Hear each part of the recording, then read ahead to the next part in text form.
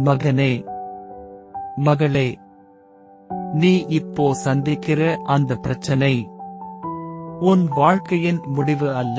நீ நினைக்கிறாய், இது எப்படி சரியாகும்? ஆனா நான் சொல்கிறேன், என்னால் எல்லாம் சாத்தியம்.